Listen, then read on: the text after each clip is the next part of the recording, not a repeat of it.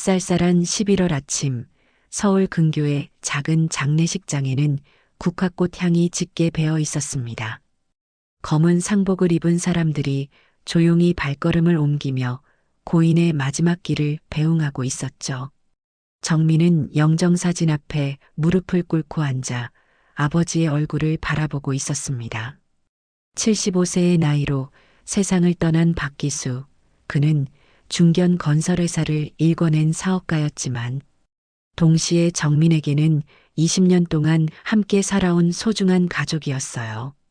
아버지, 정민의 목소리는 쉰 듯 잠겨 있었습니다.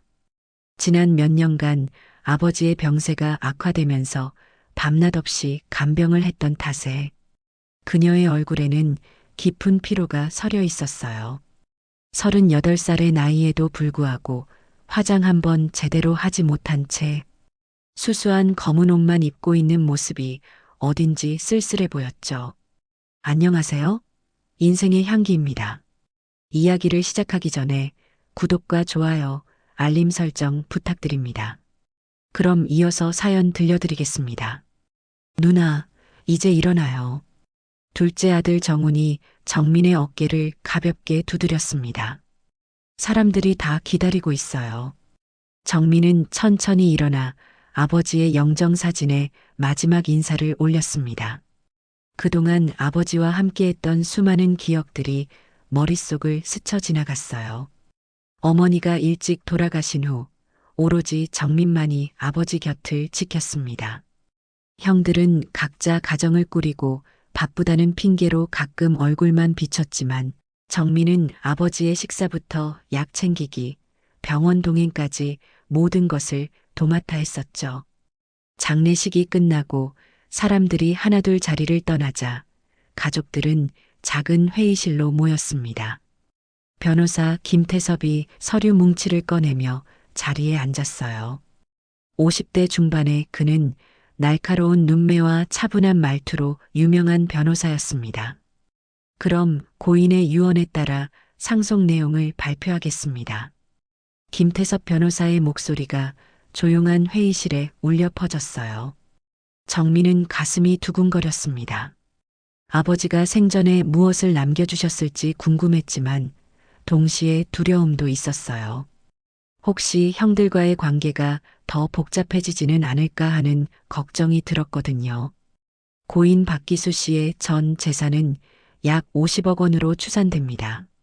변호사의 말에 회의실이 조용해졌어요. 이중 부동산이 30억, 현금 및 주식이 20억 정도 됩니다. 정우가 몸을 앞으로 기울였습니다. 그래서 어떻게 분배하신다는 거죠?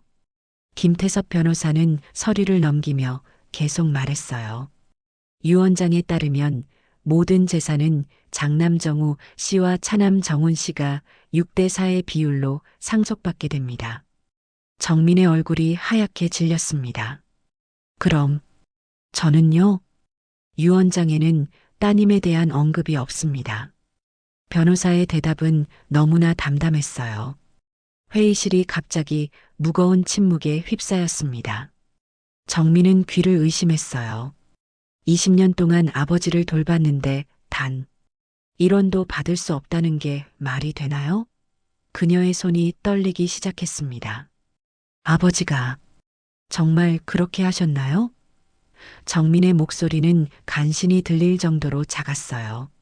정우가 어깨를 으쓱하며 말했습니다. 누나, 이해해요. 딸은 시집가면 남의 집 식구잖아요. 아버지도 그걸 고려하셨겠죠. 오빠가 지금 무슨 말을... 정민의 목소리가 떨렸어요.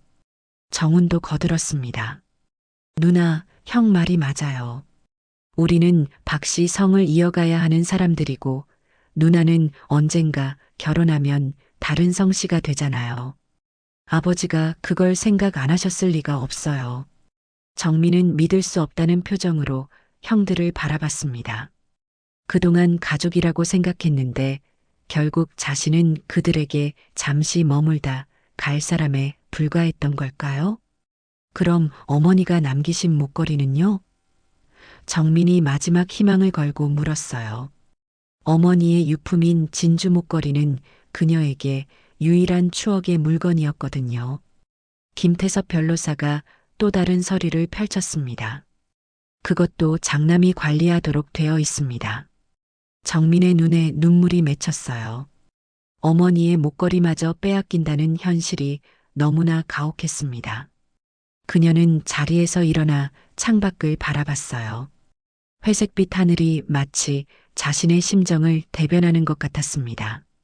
정민은 창밖을 바라보며 깊은 숨을 들이쉬었습니다. 차가운 11월 바람이 창문 너머로 느껴졌어요. 그녀는 천천히 몸을 돌려 가족들을 다시 바라봤습니다. 정우와 정우는 변호사와 상속 절차에 대해 이야기하느라 바빴고, 고모 정남숙은 핸드폰을 만지작거리며 딴청을 피우고 있었어요. 잠깐만요. 정민의 목소리가 회의실에 울려 퍼졌습니다. 모든 시선이 그녀에게 집중됐어요. 이게 말이 됩니까? 제가 20년 동안 아버지를 돌봤는데. 정우가 한숨을 쉬며 말을 끊었습니다. 누나, 감정적으로 나오지 마세요. 법적으로 정해진 일이에요. 법적으로? 정민의 목소리가 높아졌어요. 그럼 제가 아버지 병원비 대느라 적금 깨고 밤새워 간병한 건 뭐죠? 오빠들은 명절 때나 얼굴 비추면서. 정훈이 불편한 기색을 보이며 변명했습니다. 누나도 알잖아요. 저희도 각자 가정이 있고 사업도 해야 하고. 가정이요? 정민이 쓴웃음을 지었어요. 그럼 전 가정이 없나요? 결혼도 못하고 아버지만 돌보며 살았는데요. 고모 정남숙이 끼어들었습니다. 정민아, 목소리 좀 낮춰. 여기가 어딘데 이렇게 소리를 지르니? 고모, 지금 이 상황이 정상이라고 생각하세요? 정민의 눈에서 눈물이 흘러내렸어요. 제가 바라는 게 뭐 그리 큰 욕심인가요? 정남숙이 차가운 표정으로 대답했습니다. 정민아, 현실을 봐. 딸은 부모 도와주고 끝이야. 뭘 더 바라니? 내가 시집가서 살림 차리려면 어차피 남편 집 돈을 써야 하는 거 아니야? 정민은 고모의 말에 더욱 절망했어요. 가족 중 그나마 자신을 이해해 줄 거라 생각했던 고모마저 형들 편을 드는 걸 보니 세상이 무너지는 것 같았습니다. 그럼 어머니 목걸이라도 제게 주시면 안 될까요? 정민이 마지막으로 애원했어요. 정우가 고개를 저었습니다. 안 돼요, 누나.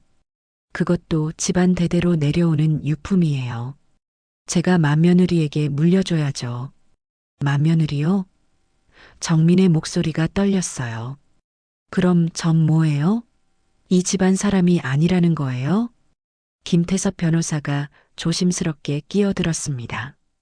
죄송합니다만 감정적인 이야기는 법적 효력이 없습니다. 유 원장의 명시된 대로 진행할 수밖에 없어요. 정민은 변호사를 바라봤습니다. 차가운 눈빛 뒤로 약간의 동정심이 엿보이는 것 같았지만 그것만으로는 아무것도 바뀌지 않았어요. 아버지가 정말 저에 대해서는 한마디도 안 하셨나요? 정민이 간절하게 물었습니다. 변호사는 잠시 망설이는 듯 했지만 곧 고개를 저었어요. 유 원장에는 아드님들에 대한 내용만 있습니다. 정민은 주저앉고 싶은 마음을 간신히 참으며 자리에서 일어났습니다. 알겠어요. 그럼 전 이제 뭘 해야 하죠? 어디서 살아야 하나요? 정우가 마치 큰 은혜라도 베푸는 듯한 톤으로 말했습니다. 당분간은 집에서 지내셔도 돼요. 급하게 나가라는 건 아니니까. 당분간이요? 정민이 믿을 수 없다는 표정을 지었어요. 그럼 언젠가는 나가라는 뜻이네요? 정훈이 어색하게 웃으며 말했습니다. 누나도 이제 자립할 때가 됐잖아요. 계속 아버지에게만 의존할 수는 없죠. 정민은 가슴이 답답해서 숨이 막힐 것 같았어요. 20년 동안 자신의 인생을 바쳐 아버지를 돌봤는데 이제 와서 의존했다는 말을 듣다니요. 그동안 자신이 얼마나 순진했는지 깨달았습니다. 좋아요. 정민이 떨리는 목소리로 말했어요. 그럼 전 이제 정말 남이네요. 오빠들한테 뭘 기대했던 제가 바보였어요. 정남숙이 혀를 찼습니다. 정민아, 그렇게 삐딱하게 나오지 마. 가족인데 뭔 남이야. 가족이면 이렇게 하나요? 정민의 눈에서 분노의 눈물이 흘러내렸어요. 가족이면 20년 동안 헌신한 사람을 이렇게 내팽개치나요? 회의실이 다시 침묵에 휩싸였습니다. 정민은 더 이상 이 자리에 있을 수 없었어요. 그녀는 가방을 들고 문 쪽으로 걸어갔습니다. 누나, 어디 가세요? 정훈이 걱정스럽게 물었어요. 정민은 문 앞에서 멈춰서서 뒤돌아봤습니다. 집에 가서 짐 쌀 거예요. 어차피 당분간만 있어도 되는 집이니까 빨리 나가는 게 낫겠네요. 누나, 그렇게 나오지 마세요. 정우가 말했지만 진심이 담겨 있지 않았어요. 정민은 더 이상 듣고 싶지 않았습니다. 그녀는 문을 열고 회의실을 나섰어요. 복도를 걸어가면서 뒤에서 들려오는 가족들의 대화 소리가 귓가에 맴돌았습니다. 형, 누나가 너무 감정적이네요. 원래 여자들이 그래. 시간 지나면 이해할 거야. 그래도 좀 미안하긴 해요. 정민은 주먹을 꽉 쥐고 걸음을 재촉했습니다. 장례식장을 나서자 차가운 바람이 얼굴을 스쳤어요. 하늘은 여전히 회색빛이었고 마치 자신의 미래를 암시하는 것 같았습니다. 버스 정류장에서 버스를 기다리며 정민은 핸드폰을 꺼냈어요. 아버지와 함께 찍은 마지막 사진이 배경화면에 있었습니다. 아버지는 환하게 웃고 있었고 정민도 행복해 보였어요. 하지만 이제 그 모든 게 거짓이었던 것처럼 느껴졌습니다. 아버지, 정말 저에 대해서는 아무 생각이 없으셨나요? 정민은 속으로 물었지만 대답은 들리지 않았어요. 집에 돌아온 정민은 현관문을 열며 깊은 한숨을 내쉬었습니다. 20년 동안 아버지와 함께 살았던 2층 집은 이제 너무나 조용했어요. 아버지의 기침 소리도 텔레비전 소리도 들리지 않는 집은 마치 무덤처럼 적막했습니다.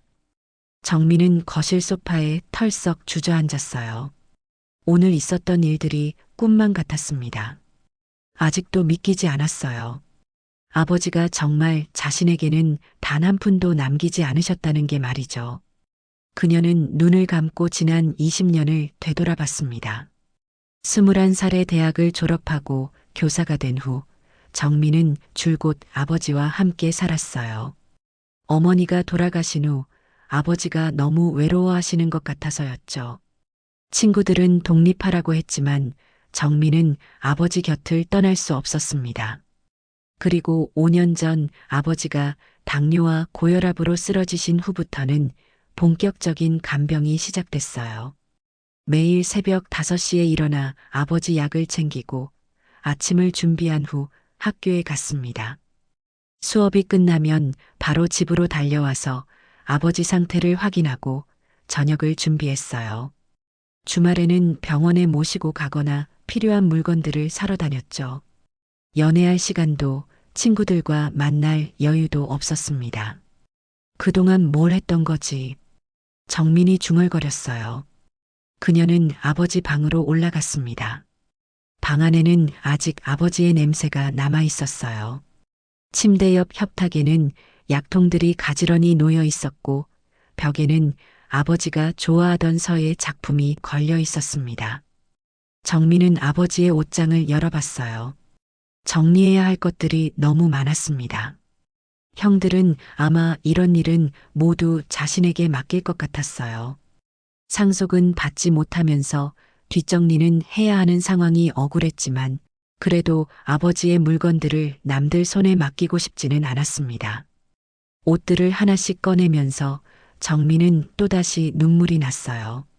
아버지가 즐겨 입던 회색 카디건, 외출할 때 매던 시계, 독서용 안경, 모든 것에 추억이 담겨 있었습니다. 서랍을 정리하던 중 정민의 손에 낡은 일기장이 하나 걸렸어요. 검은색 가죽 표지에 군데군데 색이 바랜 일기장이었습니다. 아버지가 일기를 쓰신다는 걸 몰랐던 정민은 호기심에 일기장을 펼쳐봤어요. 첫 페이지에는 3년 전 날짜가 적혀 있었습니다. 아버지의 정성스러운 글씨로 일상의 이야기들이 적혀 있었어요. 병원에 간 이야기, 정민이 해준 음식 이야기, 텔레비전에서 본 프로그램 이야기 등등. 평범하지만 따뜻한 내용들이었습니다. 하지만 페이지를 넘길수록 정민의 가슴이 아팠어요. 아버지는 일기에서 자주 정민에 대한 미안함을 표현하고 있었거든요. 정민이가 또 밤늦게 들어왔다. 학교 일이 많다고 하지만 나 때문인 것 같아 마음이 무겁다. 정민이가 30이 넘도록 결혼을 못하고 있다. 모두 내 탓이다. 정우와 정우는 가끔 얼굴만 비추지만 정민이만 항상 곁에 있어준다. 고맙기도 하고 미안하기도 하다. 정민은 울먹이며 일기를 읽어나갔습니다. 아버지가 자신에 대해 이렇게 생각하고 계셨다니 몰랐어요. 그리고 마지막 페이지에 이른 순간 정민의 눈이 커졌습니다. 정민이에게는 따로 남겨둔 것이 있다. 아들들에게는 말할 수 없는 일이지만 정민이만큼은 보상받아야 한다. 내가 준비한 것들을 정민이가 찾을 수 있기를 바란다. 그 아래로는 알 수 없는 글자들이 적혀 있었어요. 별장, 창고, 열쇠, 철제 상자 같은 단어들이 보였지만 문맥이 연결되지 않았습니다. 정민은 가슴이 두근거렸어요. 아버지가 자신에게 따로 무언가를 남겨두셨다는 걸까요? 그녀는 일기장을 다시 천천히 읽어봤습니다. 단서가 될 만한 것들을 찾으려고 했지만 쉽지 않았어요. 핸드폰이 울렸습니다. 정우에게서 온 전화였어요. 누나, 집에 잘 들어갔어요? 응. 정민의 대답은 시큰둥했습니다. 누나, 아까는 좀 감정적이었던 것 같은데. 우리도 누나 입장을 이해 못하는 건 아니에요. 정민은 콧방귀를 뀌었어요. 이해한다고? 그럼 뭐 어쩌자는 거야? 그게 아버지 물건 정리는 누나가 해주시면 안 될까요? 저희는 일이 있어서. 역시나였습니다. 정민은 한숨을 쉬었어요. 알겠어. 내가 할게. 고마워요, 누나. 그리고 급하게 이사 나갈 생각은 하지 마세요. 천천히 준비하셔도 돼요. 전화를 끊고 정민은 다시 일기장을 들여다봤습니다. 아버지가 남긴 단서들을 해석해 보려고 했지만 쉽지 않았어요. 그때 별장이라는 단어가 눈에 들어왔습니다. 아버지가 젊었을 때 교회에 작은 별장을 하나 갖고 있었다는 이야기를 들은 적이 있었어요. 하지만 오래전에 팔으신 걸로 알고 있었는데 혹시 아직 갖고 계셨던 걸까요? 정민은 아버지의 서류들을 뒤져보기 시작했습니다. 책상 서랍, 옷장 구석, 침대 밑까지 샅샅이 찾아봤어요. 그리고 마침내 아버지의 금고에서 오래된 등기부등본을 발견했습니다. 경기도 양평군. 정민이 주소를 읽어봤어요. 20년 전에 구입한 별장이 아직 아버지 명의로 되어 있었습니다. 정민은 심장이 빨리 뛰었어요. 혹시 아버지가 말씀하신 따로 남긴 것이 그 별장에 있는 건 아닐까요? 그녀는 일기장을 다시 펼쳐봤습니다. 창고, 철제 상자라는 단어들이 새롭게 보였어요.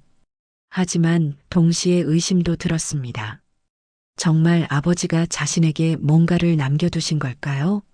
아니면 그냥 자신이 희망사항을 억지로 만들어내는 건 아닐까요? 정민은 창밖을 바라봤어요. 해가 지고 있었습니다. 내일은 학교에 가야 했지만 마음은 이미 양평의 별장으로 향하고 있었어요. 20년 만에 처음으로 자신만을 위한 선택을 할 때가 온 것 같았습니다. 주말이 되자 정민은 이른 아침부터 양평으로 향했습니다. 지하철과 버스를 갈아타며 2시간 가까이 걸려 도착한 곳은 한적한 시골 마을이었어요. 주소를 보며 찾아간 별장은 생각보다 낡고 초라했습니다. 20년이라는 세월이 건물을 많이 늙게 만들어 놓았어요. 대문 앞에 서서 정민은 잠시 망설였습니다. 정말 여기에 아버지가 남긴 무언가가 있을까요? 아니면 그냥 헛걸음일까요? 하지만 다른 선택지가 없었어요. 지금의 정민에게는 이 신락 같은 희망이 전부였습니다. 다행히 일기장에서 찾은 열쇠가 대문을 열어주었어요. 삐걱거리는 소리를 내며 열린 대문 너머로 작은 정원이 보였습니다. 잡초가 무성하게 자란 정원을 지나 별장 현관에 도착했어요.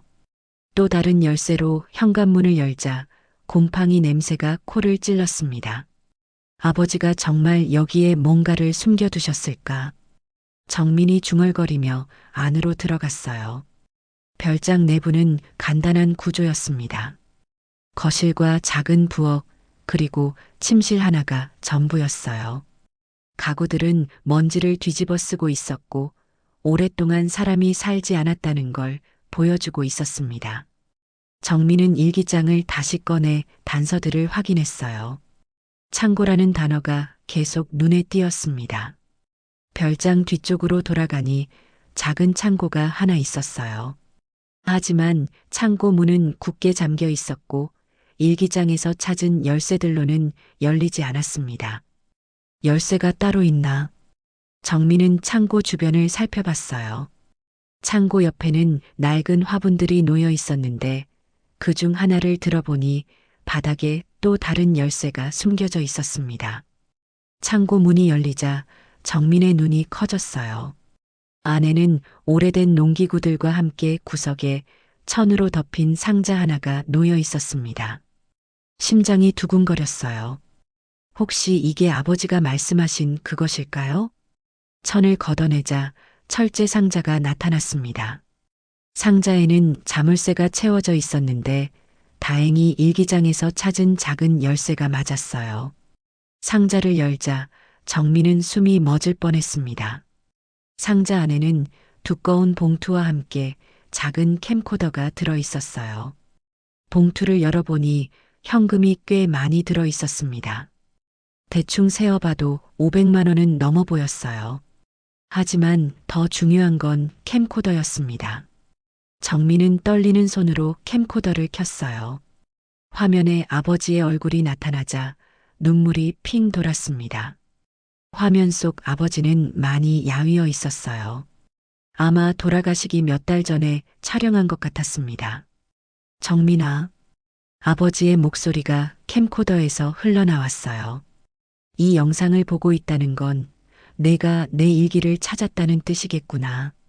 정민은 캠코더 화면을 바라보며 울음을 터뜨렸습니다. 아버지가 정말 자신에게 뭔가를 남겨두셨던 거예요.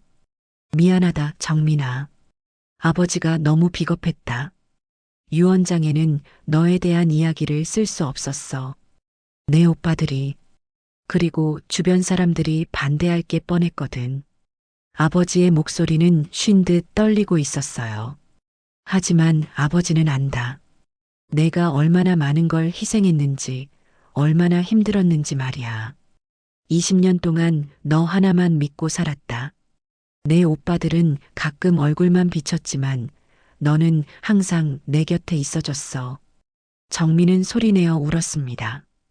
아버지가 자신의 마음을 알고 계셨다는 게 위로가 되면서도 더 서러웠어요.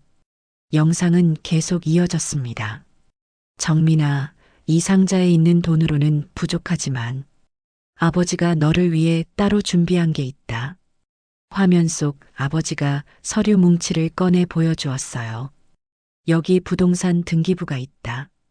서울 강남에 있는 오피스텔 한 채를 내 명의로 해놨어. 아직 아무도 모르는 일이야. 그리고 은행 계좌도 하나 만들어뒀다. 통장은 이 상자 밑에 숨겨뒀으니 찾아봐라. 정민은 서둘러 상자 밑을 뒤져봤어요. 정말로 통장 하나가 테이프로 붙어 있었습니다.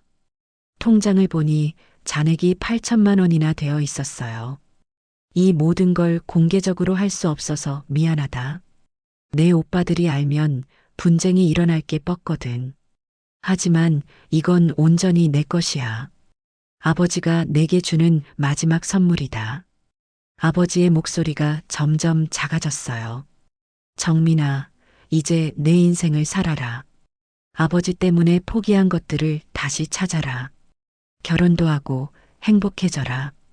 그게 아버지의 마지막 소원이다. 영상이 끝나자 정민은 한참 동안 울었습니다. 아버지가 자신을 사랑하셨다는 걸 알았지만 동시에 왜 이렇게 숨겨야 했는지도 이해가 됐어요. 형들의 성격을 생각하면 정말 분쟁이 일어났을 거예요. 정민은 서류들을 자세히 살펴봤습니다.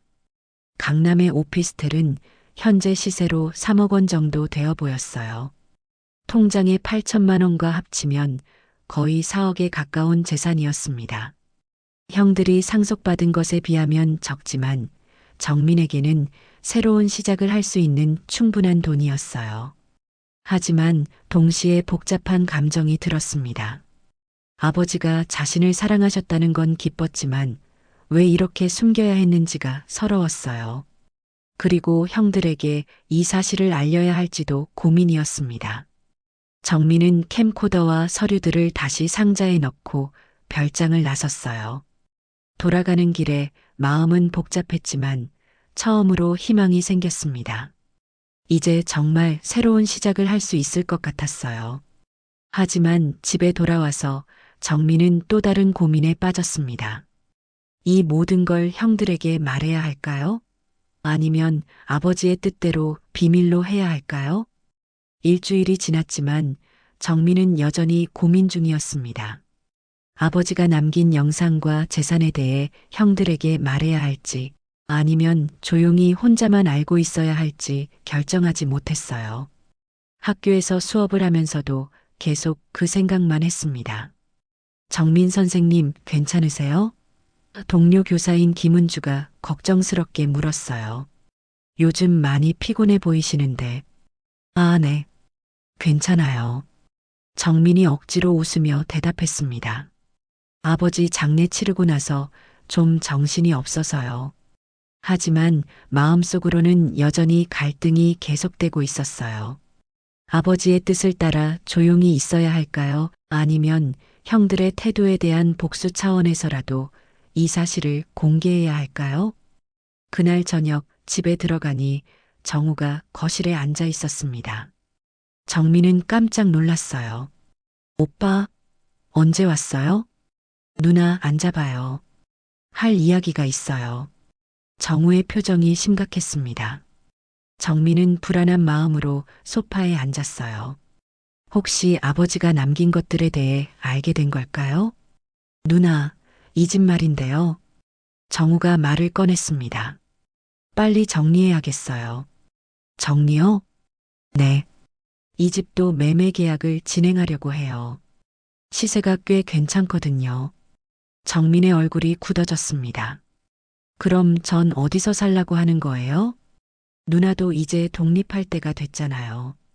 전세라도 구해서 혼자 살아보시는 게 어때요?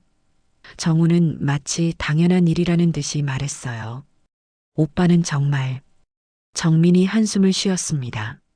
아버지 돌아가신 지 겨우 2주일밖에 안 됐는데 벌써 집을 팔려고 하네요. 누나, 감정적으로 생각하지 마세요. 빈집 놔두면 관리비만 나가잖아요. 빨리 정리하는 게 서로에게 좋아요. 정민은 가슴이 답답했어요. 20년 동안 살던 집에서 쫓겨나는 기분이었습니다. 그때 현관문이 열리며 정훈이 들어왔어요.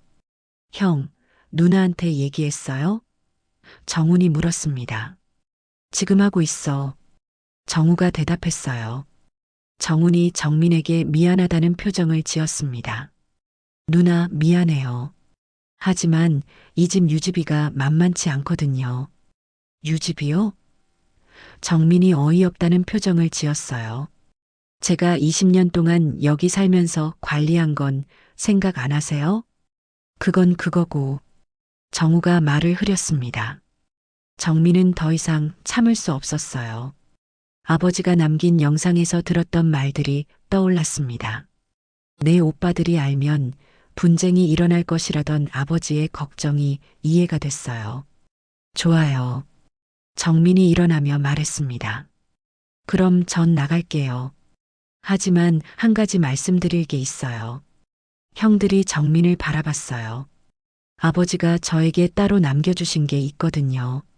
정우와 정훈의 표정이 굳어졌습니다. 뭐요? 정우가 날카롭게 물었어요. 정민은 핸드폰을 꺼내 아버지의 영상 일부를 보여주었습니다.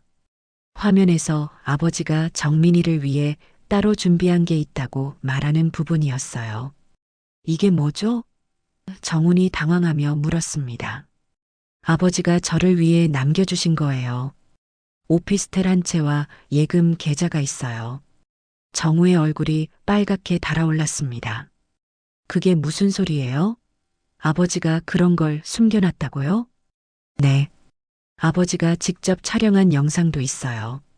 정민이 차분하게 대답했어요. 정훈이 어쩔 줄 몰라 하며 말했습니다. 누나, 그게 진짜예요? 농담 아니죠? 왜 제가 거짓말을 하겠어요? 정민의 목소리에 힘이 들어갔어요. 정우가 벌떡 일어났습니다. 그럼 그걸 왜 지금까지 숨겼어요? 상속 절차 때 왜 말 안 했어요? 아버지가 비밀로 하라고 하셨거든요. 오빠들이 알면 분쟁이 일어날까 봐서요. 분쟁이요? 정우가 흥분하며 말했어요. 지금 분쟁 아니에요? 아버지가 공식 유언장 말고 딴짓을 했다는 거잖아요. 정민은 예상했던 반응이었어요. 아버지가 왜 이런 걱정을 하셨는지 이제 완전히 이해가 됐습니다. 오빠, 진정하세요. 아버지가 저에게 주신 건 오빠들 상속분에 비하면 얼마 안 돼요. 얼마 안 된다고요? 정우가 소리쳤어요. 그게 문제가 아니에요. 아버지가 우리 몰래 그런 일을 했다는 게 문제라고요. 정훈도 당황한 목소리로 말했습니다.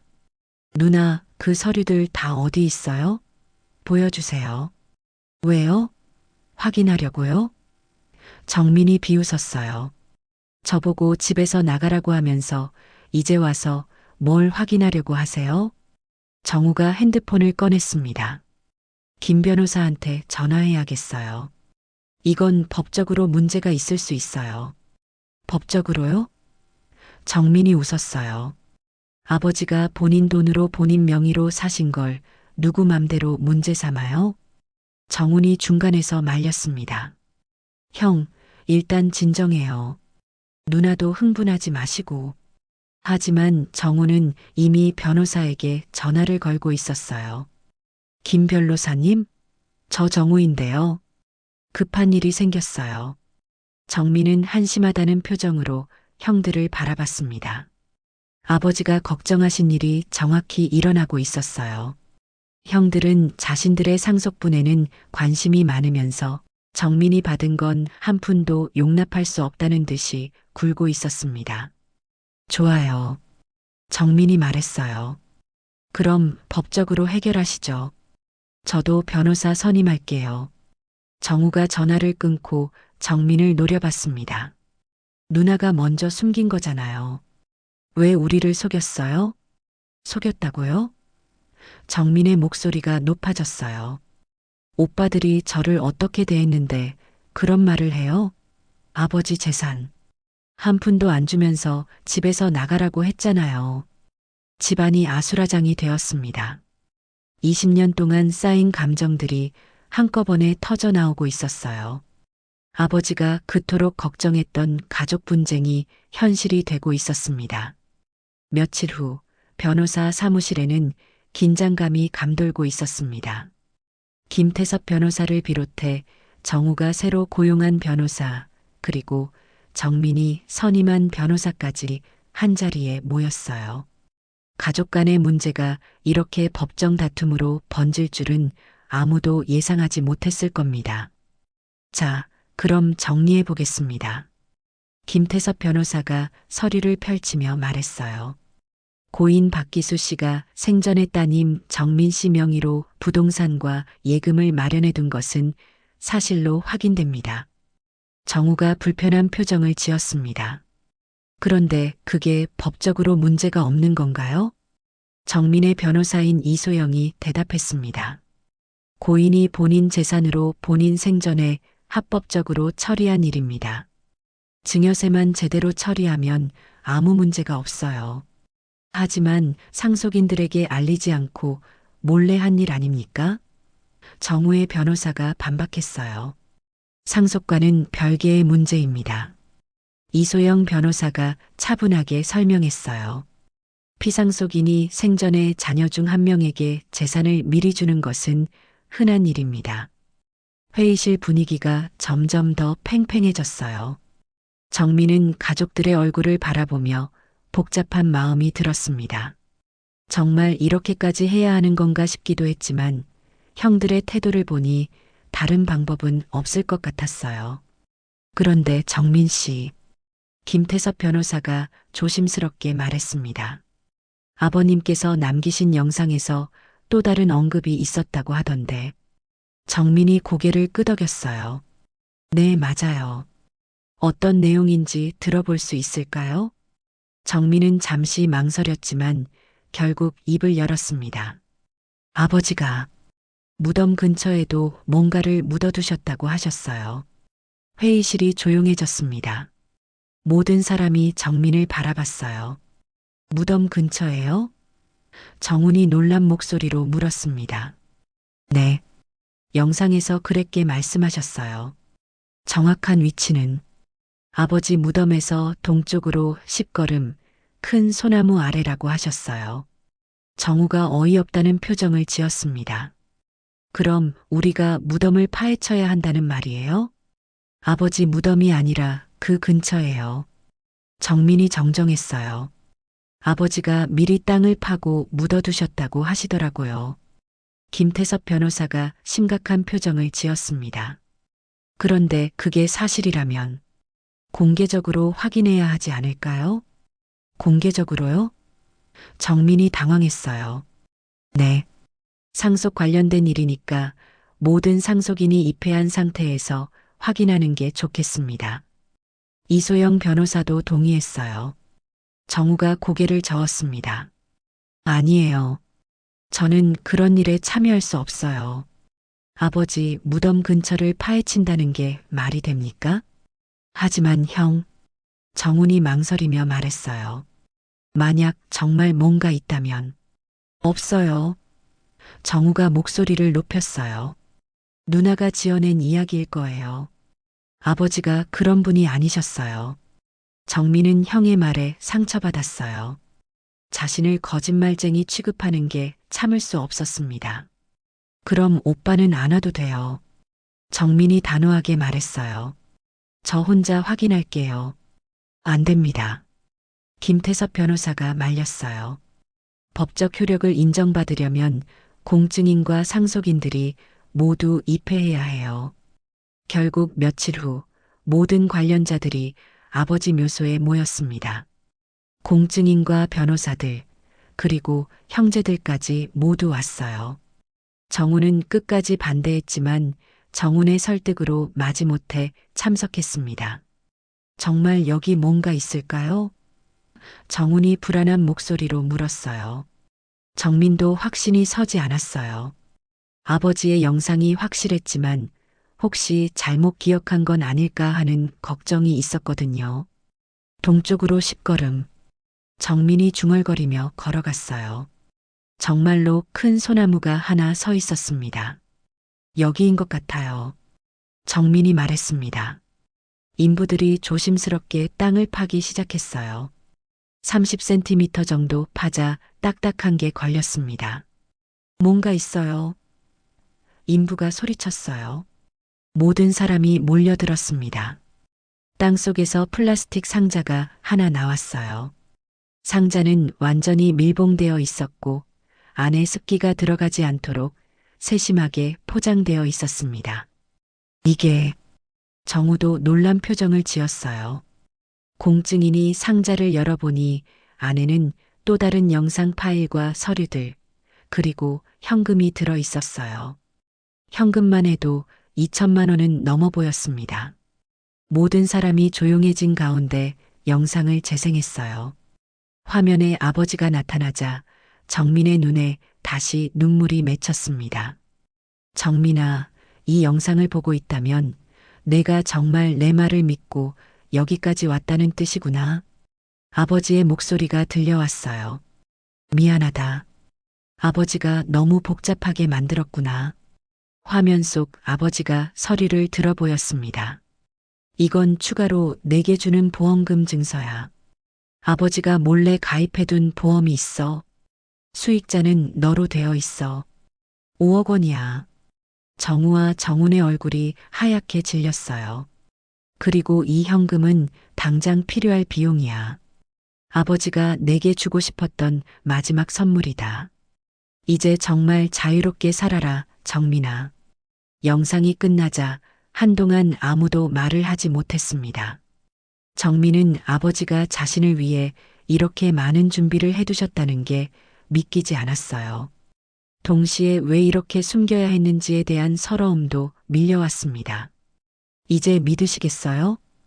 정민이 형들을 바라보며 말했어요. 정우는 아무 말도 하지 못했고 정우는 미안하다는 표정을 지을 뿐이었습니다. 아버지가 정민에게 남긴 총 재산은 거의 10억 원에 가까웠어요.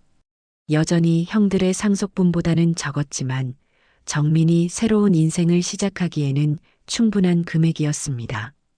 무덤가에서의 일이 있은 후 일주일이 지났습니다. 정민은 아버지가 남겨주신 모든 것들을 정리하며 새로운 계획을 세우고 있었어요. 강남의 오피스텔은 생각보다 좋은 곳이었고 보험금까지 합치면 정말로 인생을 바꿀 수 있는 금액이었습니다. 하지만 마음 한구석은 여전히 복잡했어요. 아버지의 사랑을 확인했지만 동시에 가족관계는 완전히 틀어져 버렸거든요. 정우는 그 후로 연락도 하지 않았고 정훈만 가끔 미안하다는 메시지를 보내왔습니다. 정민아, 학교에서 김은주 선생님이 다가왔어요. 요즘 표정이 많이 밝아졌네. 좋은 일 있어? 정민이 미소를 지었습니다. 네, 뭔가 새로운 시작을 할 수 있을 것 같아서요. 그래, 잘 됐다. 그런데 소문 들었는데 사직서 낼 거라며? 네. 다음 학기부터는 다른 일을 해보려고 해요. 정민의 목소리에 확신이 담겨 있었어요.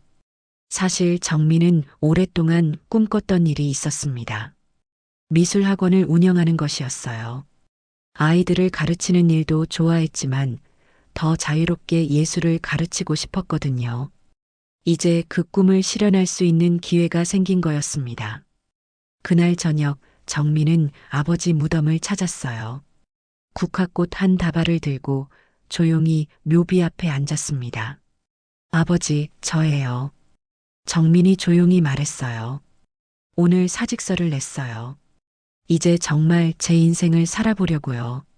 차가운 바람이 불어왔지만 정민의 마음은 따뜻했어요. 아버지가 왜 그렇게 숨기셨는지 이제 이해해요.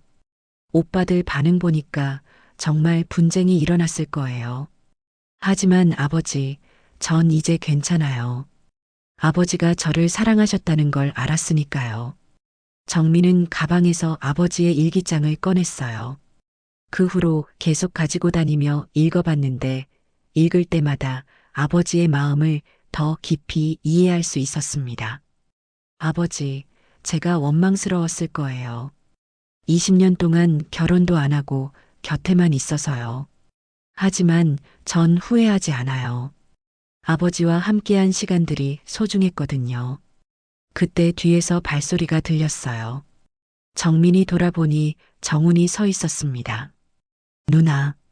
정훈이 조심스럽게 다가왔어요. 정훈아. 정민이 놀라며 일어났습니다. 누나 여기 있을 줄 알았어요. 정훈도 꽃을 하나 들고 있었어요. 아버지께 인사드리러 왔는데 두 사람은 잠시 조용히 서 있었습니다.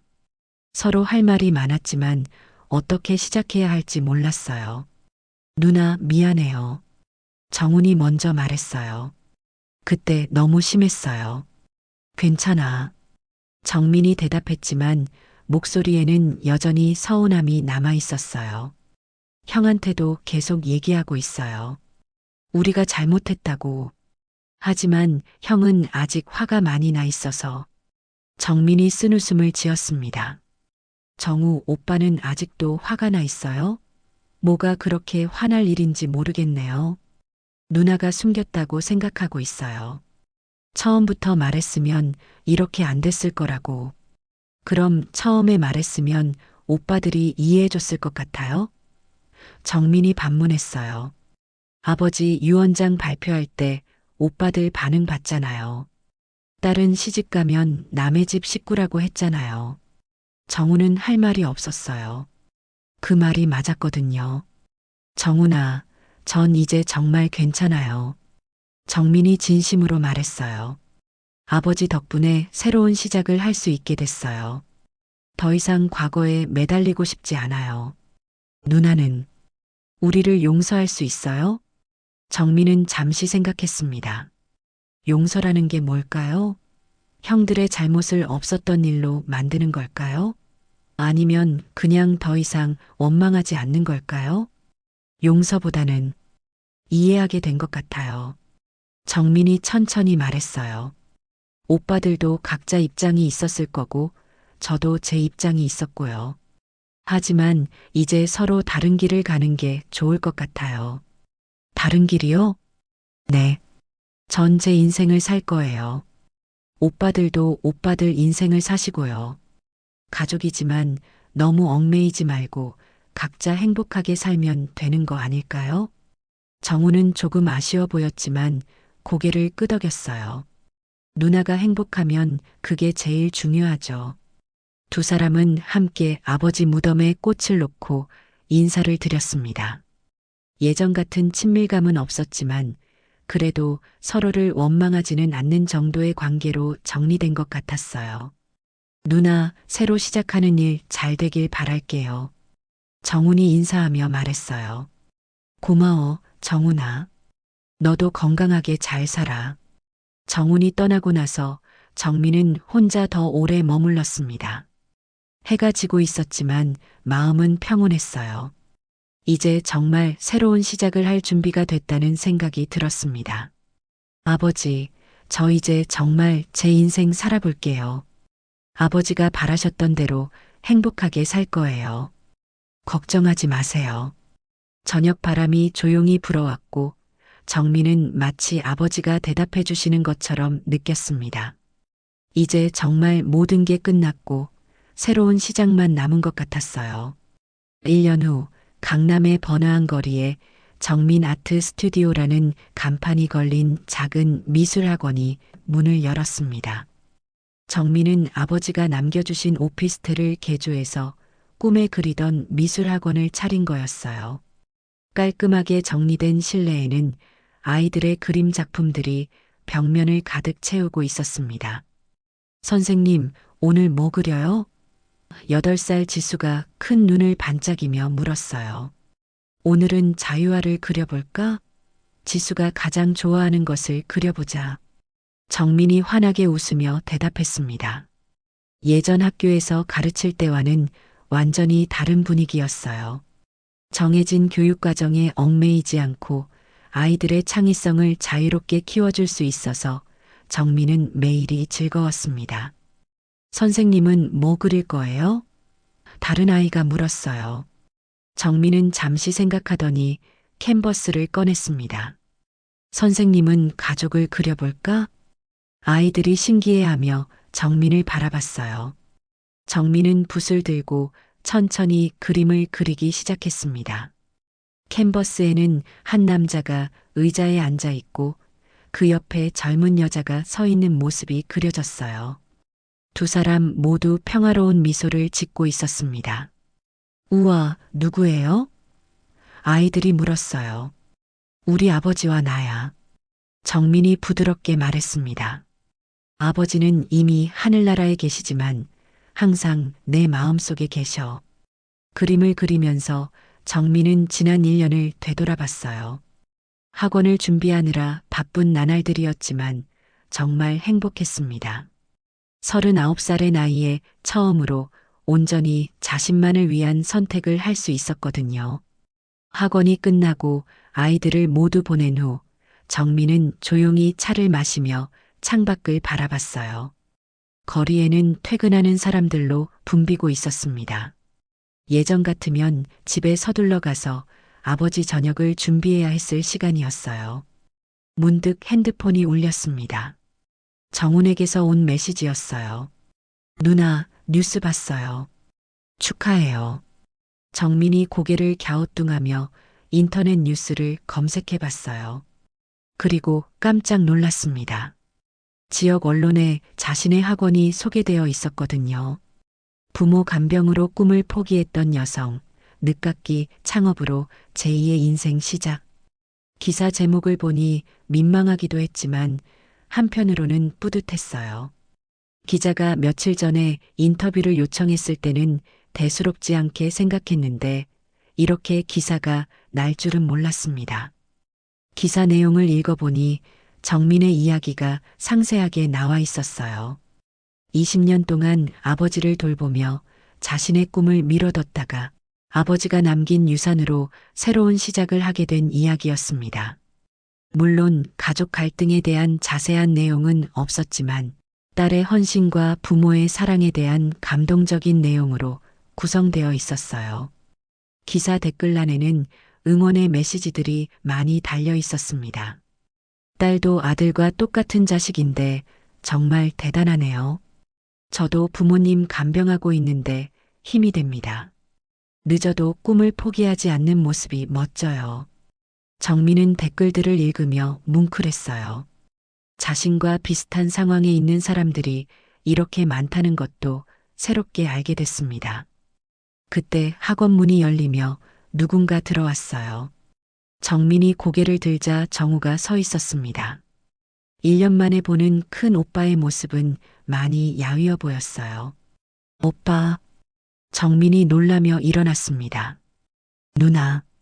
정우의 목소리는 작고 어색했어요. 들어와도 될까요? 정민은 고개를 끄덕이며 의자를 가리켰습니다. 정우는 주변을 둘러보며 감탄했어요. 여기가 누나가 차린 학원이구나. 정말 좋네요. 고마워요. 정민이 대답했지만 여전히 어색했어요. 정우는 한참 동안 말을 하지 못했습니다. 그러다가 조심스럽게 입을 열었어요. 누나, 그동안 정말 미안했어요. 정민은 놀랐어요. 정우가 사과할 줄은 예상하지 못했거든요. 뉴스 기사 보고 나서야 깨달았어요. 누나가 얼마나 많은 걸 희생했는지, 그리고 아버지가 왜 그렇게 하셨는지도요. 정우의 목소리에 진심이 담겨 있었어요. 저희가 너무 당연하게 생각했어요. 누나가 아버지 돌보는 걸 말이에요. 각자 가정이 있다는 핑계로 모든 걸 누나한테만 맡겨놓고 정민은 가슴이 먹먹했어요. 1년 전 그토록 듣고 싶었던 말이었는데 이제 와서 들으니 복잡한 감정이 들었습니다. 아버지도 그걸 아셨던 거겠죠. 그래서 누나한테 따로 남겨주신 거고요. 정우가 고개를 숙였습니다. 오빠. 정민이 조용히 말했어요. 이제 다 지난 일이에요. 하지만 제가 누나한테 너무 심하게 했어요. 딸은 시집 가면 남의 집 식구라고 했던 말. 정말 후회하고 있어요. 정민은 잠시 침묵했다가 입을 열었어요. 오빠, 전 이제 정말 괜찮아요. 오히려 그 일이 있어서 제 인생을 되돌아볼 수 있었어요. 그리고 진짜 원하는 걸 찾을 수 있었고요. 정민이 주변을 둘러보며 말했어요. 이 학원이 제 꿈이었거든요. 아버지가 없었으면 영원히 못했을 일이죠. 정우는 정민의 얼굴을 바라봤어요. 예전과는 완전히 달라진 모습이었습니다. 훨씬 밝고 자신감 있어 보였어요. 누나가 행복해 보여서 다행이에요. 네, 정말 행복해요. 정민이 진심으로 대답했어요. 정우는 가방에서 작은 상자를 꺼냈습니다. 이거 어머니 목걸이예요. 누나가 갖고 있어야 할 것 같아서요. 정민은 깜짝 놀랐어요. 어머니의 진주 목걸이였습니다. 오빠, 어머니도 딸에게 물려주고 싶으셨을 거예요.